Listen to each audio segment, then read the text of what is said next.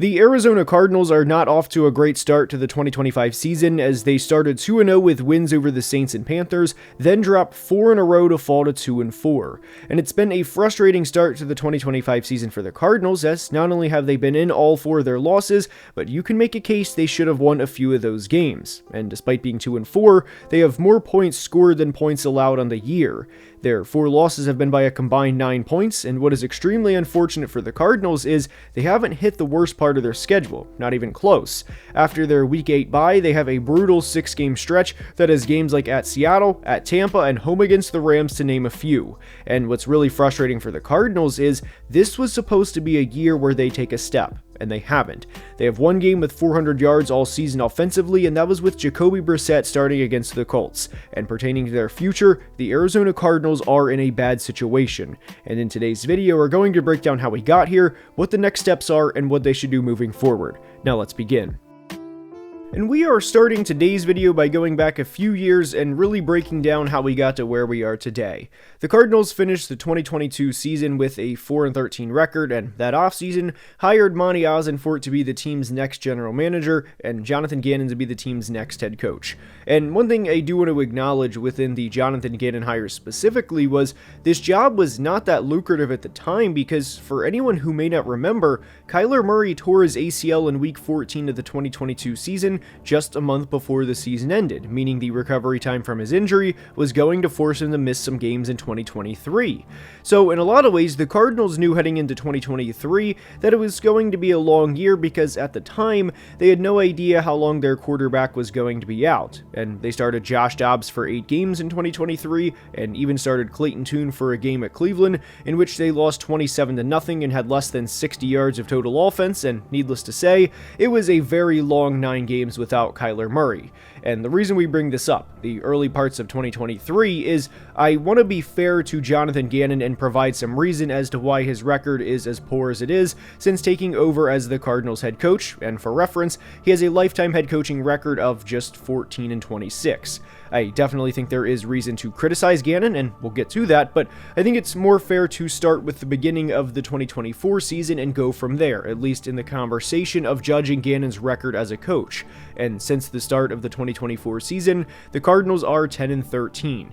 But to go back to 2023, we have to start with Monty Ossenfort's first draft class. And the one thing I want to hammer home in today's video is I liked the vision this team had from the start. They wanted to build through the trenches and become a team who physically imposes their will on others. And during the first round of the 2023 draft, the Cardinals had the 3rd overall pick, and it made a lot of sense for them to draft Will Anderson, a very talented pass rusher from Alabama. But they traded back with the Texans to pick 12, again from pick 3, in exchange for the number 12 pick in the 2023 draft, the number 33 pick in the 2023 draft, a 2024 first-round pick, and a 2024 third-round pick. And technically, the Cardinals also gave up a 2023 fourth within this, but to receive another first-round pick, a second-round pick, and a third-round pick for a swap of 9 spots was a tremendous process by Arizona, and they eventually moved back up from pick 12 to pick 6 to draft their franchise left tackle Paris Johnson. And anytime you can move back what is essentially 3 picks for another first-round pick and 2 third-round picks, because they did trade another second-round pick with the Lions to move back up to 6, well, the process itself was great by the Cardinals, and I would argue the process of drafting a good pass-rushing prospect in B.J. Ojulari in the second round of the 2023 draft was also a great move by the Cardinals, and a reason I really liked what they were building at the time.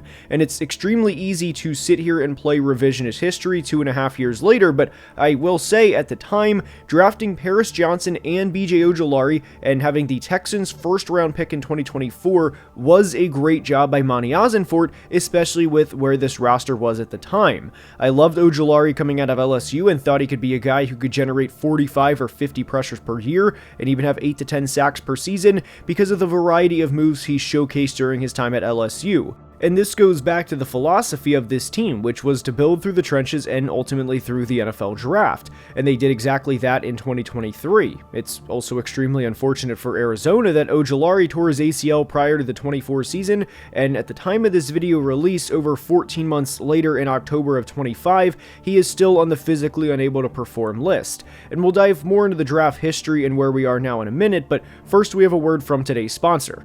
And today's video is sponsored by PrizePicks and my code code GFB. We went 2 of 3 on picks last week as Jackson Smith-Njigba more than cleared the line of 82.5 receiving yards, and George Pickens also scored a touchdown. Unfortunately, Davante Adams did not get to at least 61.5 receiving yards as he finished the day with 39 receiving yards, but we're looking to get back on track in Week 7, and this is through the season-long partner of the channel, Prize Picks. The first 2 plays for Week 7 are both within the same game. Justin Jefferson to score and Jalen Hurts lower than 207.5 passing yards. Jefferson's only touchdown of the year came in Week 1 against the Bears, and a 6-week drought for one of the best players in football is a long time without him being in the end zone. I think the Eagles are going to place a big emphasis on running the football, and I don't think they're going to have a big day from a passing standpoint, so I think there's a better chance Saquon Barkley has of having a big day than Jalen Hurts in Week 7. The final play is Baker Mayfield to throw for more than 235.5 yards against the Lions, and the reason for that is I think the game against the Bucs and Lions could be a shootout, and if it's going to be a shootout, then I'm going to take the chances of Baker Mayfield throwing for more than 235.5 yards every single time.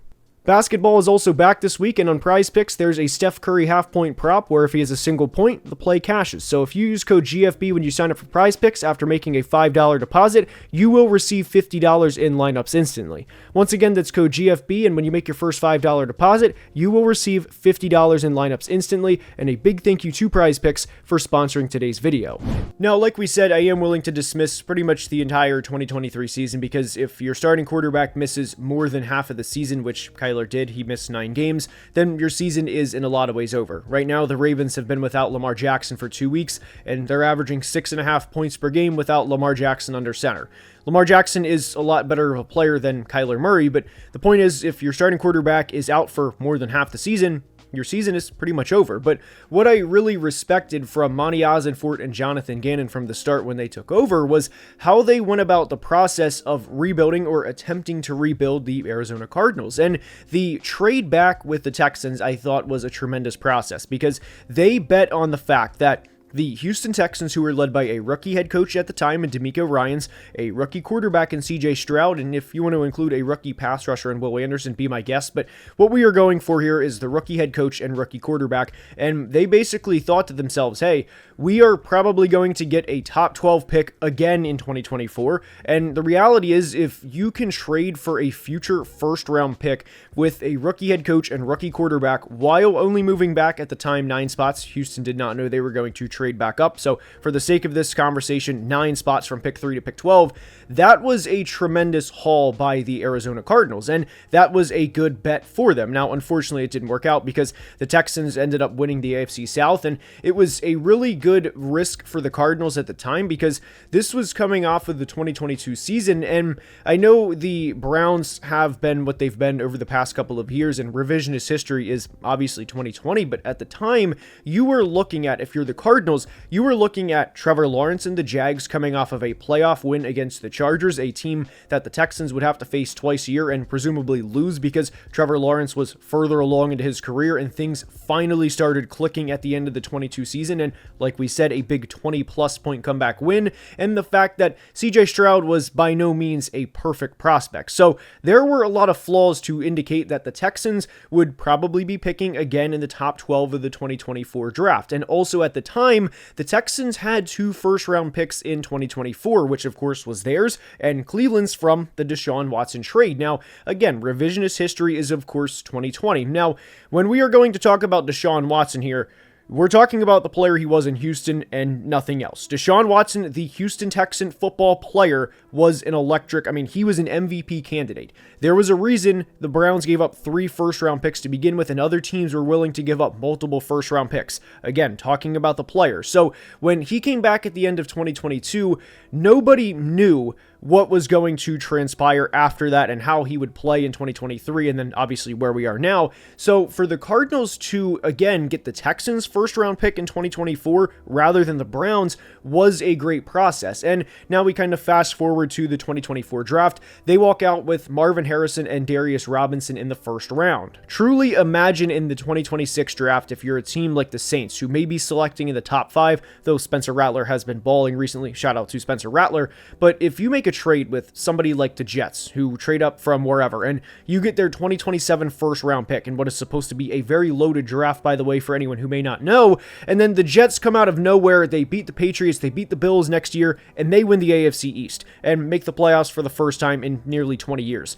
The process itself from New Orleans would be correct, and that's what we're saying with the Cardinals here, and there was a very real vision that the Cardinals probably had that, hey, we can walk out of the 2024 draft with somebody like Marvin Harrison Jr. and even somebody like Joe Alt, and imagine if the Texans' 23 season went the way that it did, and that the Cardinals in the present day had Kyler Murray, Trey Benson, James Conner, MHJ, Paris Johnson, and Joe Alt. That itself would be a hell of an offense. Now, where I think Monty Ossenfort deserves some criticism is the selection of Darius Robinson at pick 27, who I personally had at player 70 on my 2024 top 150, and ultimately Isaiah Adams, a player they selected in the third round that I did not have in my top 150 at all. I did like the Cardinals' 2024 draft class as a whole. I absolutely loved MHJ as a draft prospect. He was my number one player in the 2024 class, and I also really like the selection of Trey Benson and even blocking tight end Tip Ryman in the third round, because it really placed an emphasis that this team was going to run the football, play big boy football in the trenches, and be a smash mouth team the way that Jonathan Gannon and Monty Ossenfort wanted them to be.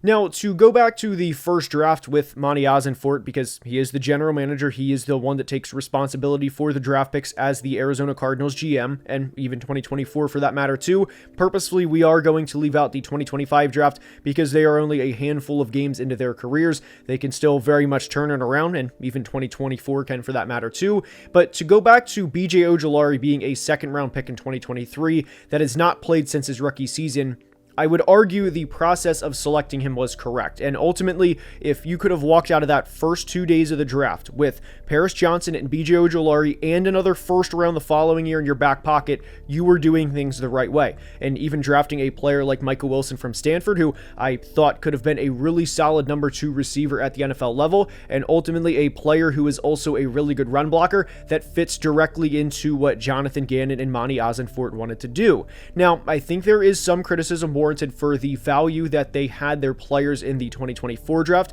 like we mentioned specifically with Darius Robinson. And my big thing with Darius Robinson was I thought he was kind of a tweener. I didn't think he had a true position, and unfortunately he has not played well so far in the NFL, though he's only played in 10 games, and I hope that I will eventually get proven wrong with Darius Robinson. Isaiah Adams, I was not a huge fan of. I much would have preferred Cooper Beebe, who was taken 2 picks after Isaiah Adams, and I think that he would have been a much better player for the Cardinals. But the reality is, when you look at what Monty Ossenfort has been trying to build over the past couple of years, again, from a process standpoint, I would argue they did everything pretty much the right way. But business is very difficult, and just because the Cardinals have done a lot of things the right way over the past few years, or have had a good process over the past few years, the 49ers, Rams, and Seahawks, doesn't matter to them. They don't care. The NFC West is a very brutal division, and this also plays a big reason as to why the Cardinals are in a difficult position. Now, why the Cardinals are also in an extremely difficult position is this is a team that has spent the past few years building up to what they are now, and fair or not, the reality of where the Arizona Cardinals are now is not enough. And with Jonathan Gannon as this team's head coach, and especially with offensive coordinator Drew Petzing, who could have a 10 or 15 minute video specifically dedicated to him, I don't trust the Cardinals coaching staff when it comes hell or high water. And to be completely honest, I don't trust Kyler Murray when it matters either. And the San Francisco game in Week 3, to me, is a perfect microcosm of the Jonathan Gannon, Drew Petzing, and Kyler Murray era all in one sequence. The Cardinals got a safety with 3 minutes to play due to a Dominic Pooney holding penalty in the end zone. Great, they're up 15-13 with 3 minutes to play, and you're getting the ball back with a chance to go to 3-0. They get a first down, and San Francisco uses his timeout. Arizona now has the ball on their own 49-yard line with 2:18 to play, with the 49ers having 2 timeouts along with the 2-minute warning. Drew Petzing calls a quarterback power run with Kyler Murray, which I already think is a questionable play call, and it gains a single yard. They then run an inside zone split, which gets no gain. So now we're at the 2-minute warning with a 3rd and 9 on the 50-yard line, with the 49ers having 1 timeout. Pretty simple. You get a first down and the game is over. The 49ers are in cover 1 with a quarterback spy, and Drew Petzing calls a clear-out play where Marvin Harrison runs a deep post to take the safety out of the play.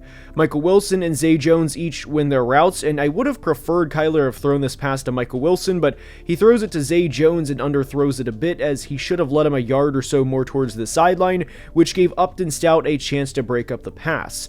You can make the case that Zay Jones should have caught the ball, but Kyler missed Michael Wilson to begin with underneath, and it was a good release concept dialed up by Drew Petzing, so credit where it's due, and Kyler missed the play. Long story short, the 49ers get the ball back at their own 20, drive down the field, and Eddie Pinheiro makes a 35-yard field goal as time expires. And losing a game like that on the road against a division rival with a backup quarterback in Mac Jones summarizes this era for the Cardinals. 2 weeks later, they had the disaster against the Titans, and we all know what happened in that game. But my biggest question that I go back to with the Cardinals, and by the way, this applies to several other teams, not just Arizona, but do you ever think there will be a Week 18 game where they have to go to SoFi or Levi Stadium or Lumen Field, and do you actually trust Kyler Murray and Jonathan Gannon to lead this team and come out with a win? Because I don't. And the most frustrating thing for me with the Arizona Cardinals is it's always something. They were 6-4 heading into their Week 10 bye last year and went 1-5 in their next 6 games as they lost to the Seahawks twice, blew a second-half double-digit lead to the Vikings, also lost to the Panthers in overtime, and you guessed it, lost to the Rams too. Now, at the beginning of the video, I did say I was going to be fair to Jonathan Gannon from a record standpoint because I don't think it's fair to throw his record in his face when his starting quarterback missed more than half of a season. That would significantly affect any coach's record, especially when that accounts for 9 of 40 games you've coached. But I don't think it's a coincidence they're 10-13 since the start of the 2024 season when it was time for this team to take a step. And it also doesn't help the Cardinals that they're in one of the best divisions in all of football with what I would personally argue is 3 head coaches that are better than Gannon. So while the Cardinals have done a lot of things right from a process standpoint, this only emphasizes just how hard it is to win in the NFL. And when you think about the NFC West, this division is probably going to be good for a long time. Now, I'm definitely not going to get into a discussion of what it could look like in 4 or 5 years because anything can happen in 4 or 5 years in the NFL, but right now you have to take a look across the division. Kyle Shanahan is a great head coach. Sean McVay is a great head coach, also a Super Bowl champion, and the Seattle Seahawks are also on the rise. And Sam Darnold right now is not playing at a top 10 or top 12 level at the position. He's playing at a top 3 level at the position, and the connection in the early parts of the 25 season between him and Jackson Smith-Njigba is at another level right now. And there's a reason that Jackson Smith-Njigba is very easily in the discussion for Offensive Player of the Year heading into Week 7 of the 2025 season. And he's also under 25 years old, so you would have to imagine that he's going to be around for a long time. Seattle will pay him, and it's just a matter of when. And I don't think you can bank on the fact that there were rumors after one season that Sean McVay may get tired of coaching and he may go into the media route, and we have to hope that Sean McVay is going to be out of the division because of a media job. So whenever you look at this division, this is a very bad situation for the Cardinals to be in because of how high everyone else's floor is within the division. And then you have to have the conversation about Jonathan Gannon, because right now, and like I said, I myself am willing to dismiss a lot of the 2023 season due in large part to his starting quarterback being out, but the media will not be as fair to Jonathan Gannon, and that's certainly not going to be factored in. Right now, he is 14-26 lifetime as a head coach. Like I said, I'm willing to dismiss the 23 season, so personally, in my book, I would say he's more of 10-13 as the Cardinals head coach just because of the quarterback aspect, but anyways, the reality is if the Cardinals finish 6-11 at the end of the 2025 season, Jonathan Gannon will have coached 51 games in 3 years, and you'd be looking at a record of something along the lines of 18-33 or maybe 19-32 through 3 years. And then you also have to factor in and say,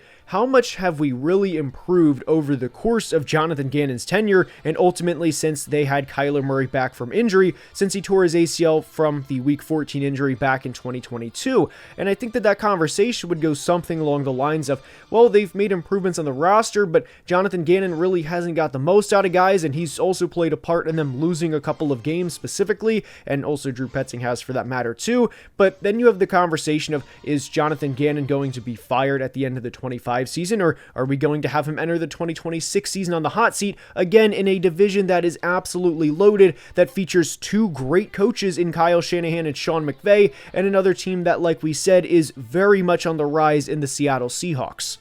Now, I will be honest, this is a rare situation where I don't know what the play is regarding the future of the head coach, the quarterback, and the GM of this football team. I will be pretty clear that I don't think Jonathan Gannon is the long-term head coach of the Arizona Cardinals, and forget the ultimatum of, do you think he's going to win a Super Bowl? I absolutely hate that, because you are going to be right far more often than you're going to be wrong when it's a Super Bowl or bust ultimatum, whether it's with a quarterback like Josh Allen or Lamar, or a head coach like Jonathan Gannon. So forget the Super Bowl or bust, but division title or bust. Do you think Jonathan Gannon is going to win an NFC West title at any point in the next 2 or 3 years? Because I would probably lean no within that. And Kyler Murray's future in the desert, I would also say, is a question mark at this point in time. Now, he can be traded from a contract standpoint, so getting out of the Kyler contract trade-wise is doable, and you would look at a team probably like the New York Jets, and we'll see about the future of some other teams right now with question marks at the position long-term. The New York Jets would probably make the most sense if they don't like somebody in the 2026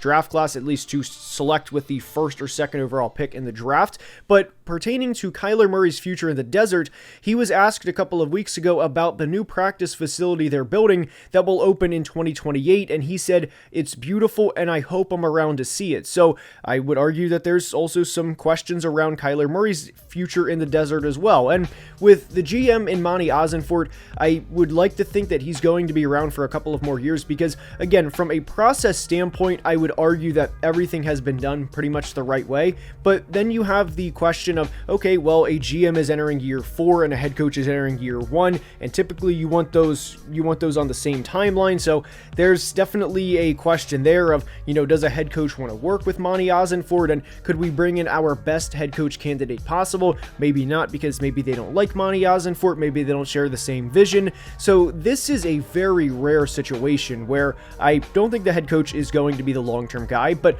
I also don't think the general manager should be fired, because I think that Monty Ossenfort has done a pretty solid job of bringing in talent, and I still am on the Trey Benson train. I think that he will eventually figure things out, but we'll see how everything else plays out. But the Arizona Cardinals right now, due in large part to the uncertainty they have around the organization, and especially with how good the rest of the NFC West is, they are in a very difficult situation. I hope you enjoyed, and if you did, please like the video and subscribe, as we are closing in at 220,000 subscribers, and I cannot thank you guys enough for the support. Thank you to PrizePicks for sponsoring today's video. If that is not for you, I completely understand, but if it is, always play responsibly and use code GFB when you sign up using the link below. Until next time, please be safe and have a great day. Love you guys.